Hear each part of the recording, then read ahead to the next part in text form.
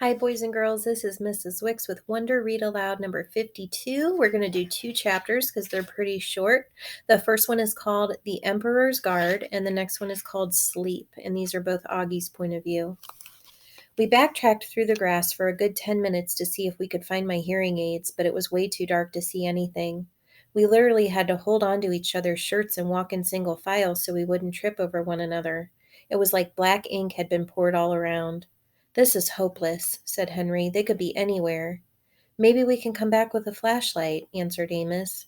"No, it's okay," I said. "Let's just go back. Thanks, though." We walked back toward the cornfields and then cut through them until the back of the giant screen came into view.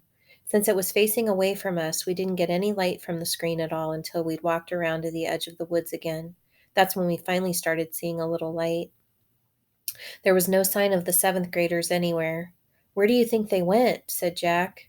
"Back to the food trucks," said Amos. "They're probably thinking we're going to report them." "Are we?" asked Henry. They looked at me. I shook my head. "Okay," said Amos, "but little dude, don't walk around here alone again, okay? If you need to go somewhere, tell us and we'll go with you." "Okay," I nodded. As we got closer to the screen, I could hear, "High on the hill was a lonely goat herd," and I could smell the cotton candy from one of the concession stands near the food trucks. There were lots of kids milling around in this area, so I pulled what was left of my hoodie over my head and kept my face down, hands in pockets, as we made our way through the crowd. It had been a long time since I'd been out without my hearing aids, and it felt like I was miles under the earth. It felt like that song Miranda used to sing to me. "Ground control to Major Tom, your circuit's dead, there's something wrong." I did notice as I walked that Amos had stayed right next to me, and Jack was close on the other side of me, and Miles was in front of us and Henry was in back of us. They were surrounding me as we walked through the crowd of kids, like I had my own emperor's guard. This chapter is called Sleep. This is from the book Augie's reading. Then they came out of the narrow valley, and at once she saw the reason. There stood Peter and Edmund and all the rest of Aslan's army fighting desperately against the crowd of horrible creatures whom she had seen last night. Only now, in the daylight, they looked even stranger and more evil and more deformed. I stopped there. I'd been reading for over an hour, and sleep still didn't come. It was almost 2 a.m. Everyone else was asleep. I had my flashlight on under the sleeping bag, and maybe the light was why I couldn't sleep, but I was too afraid to turn it off. I was afraid of how dark it was outside the sleeping bag. When we got back to our section in front of the movie screen, no one had even noticed that we'd been gone.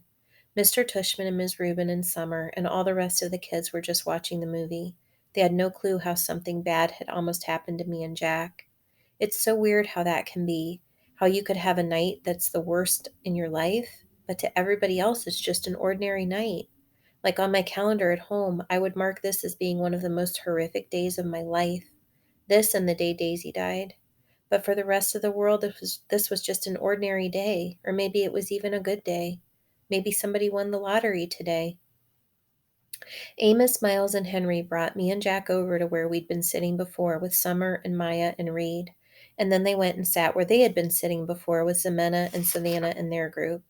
In a way, everything was exactly as we had left it before we went looking for the toilets. The sky was the same, the movie was the same, everyone's faces were the same, mine was the same. But something was different, something had changed. I could see Amos and Miles and Henry telling their group what had just happened. I knew they were talking about it because they kept looking over at me while they were talking. Even though the movie was still playing, people were whispering about it in the dark. News like that spreads fast. It was what everyone was talking about on the bus ride back to the cabins. All the girls, even girls I didn't know very well, were asking me if I was okay. The boys were all talking about getting revenge on the group of 7th grade jerks, trying to figure out what school they were from.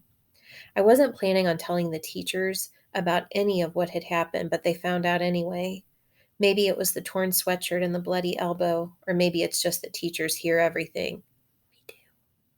When we got back to the camp, Mr. Tushman took me to the first aid office, and while I was getting my elbow cleaned up and bandaged by the camp nurse, Mr. Tushman and the camp director were in the next room talking with Amos and Jack and Henry and Miles, trying to get a description of the troublemakers. When he asked me about them a little later, I said I couldn't remember their faces at all, which wasn't true. It's their faces I kept seeing every time I closed my eyes to sleep. The look of total horror on the girl's face when she first saw me. The way the kid with the flashlight, Eddie, looked at me as he talked to me like he hated me.